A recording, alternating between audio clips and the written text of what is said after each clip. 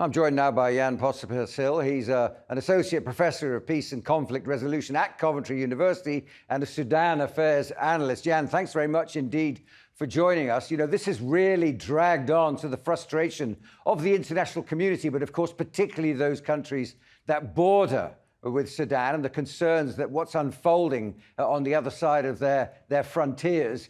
What hopes do we have from Cairo, first of all? Well, unfortunately, probably not too much. The main issue here is that Cairo is not seen as a neutral mediator in this. Egypt was always very close to the Sudanese armed forces, also to the previous Sudanese regime. So in a way, for the rapid support forces to accept whatever Egypt mediation is very, very difficult and very unlikely to happen.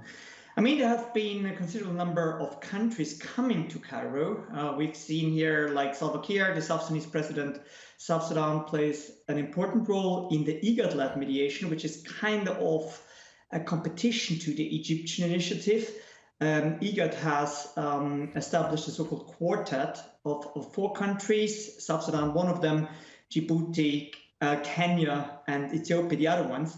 Here again, the problem is that the Sudanese armed forces are not really willing to engage with this initiative, since the current military president Burhan doesn't trust Ruto, the Kenyan president, and the Sudanese armed forces have substantial issues with the Kenyans being involved in mediation attempts. Is it possible that the energy coming out of Cairo might at least prove some sort of a fuel to help the more international efforts, like the US working with Saudi Arabia, putting pressure on the UAE, these other different channels, with, of course, the United Nations thinking more and more about how they should get involved? I mean, what is a positive development in recent days, essentially, is that the US and the Saudi Arabia, who were behind this Jeddah process of negotiating ceasefires between these 2 warring generals, essentially, are now both considering more inclusive mediation attempts. So there has been a clear statement by the US ambassador to Sudan that any outcome of any negotiation needs to be a civilian government. So there is a clear kind of consensus developing that whatever happens needs to involve more than just these 2 warring parties, and has to lead to a shift in the power relations within Sudan. And I guess this is the only way forward, really. It seems unlikely that Egypt is the right mediator to bring this forward, also probably not the Emiratis. But like the African Union IGAD initiative might be another thing. Here is the issue of Kenya, as I mentioned before. I mean, things are moving at the moment to a certain extent. Up until quite recently, say just a couple of months ago, the priority was to separate the 2 warring parties. The fighting was fierce, and that was the priority, to try and find an off-ramp for one or other of these military forces.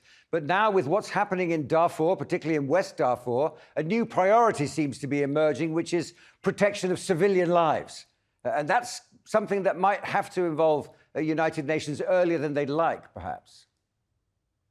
Yeah, I mean, there's several issues here. I mean, first of all, it has proved to be elusive to just separate these 2 parties. It's not going to happen like that, because both still think they can win.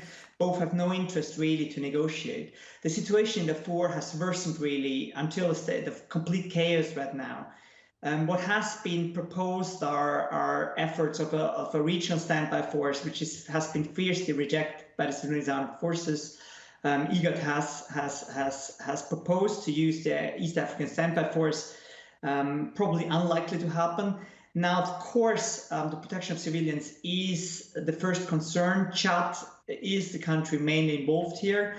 The Chadian president has gathered meetings with all of the Darfurian groups that signed the Juba peace agreement, which means groups that are more closer to the Sudanese armed forces, but at least there is attempts at the moment ongoing. There are attempts at the moment ongoing to secure the border points and to improve the conditions of the people trying to get over to Chad at the moment. Professor Pospisil, thanks very much indeed for joining us. Thank you for your thoughts tonight.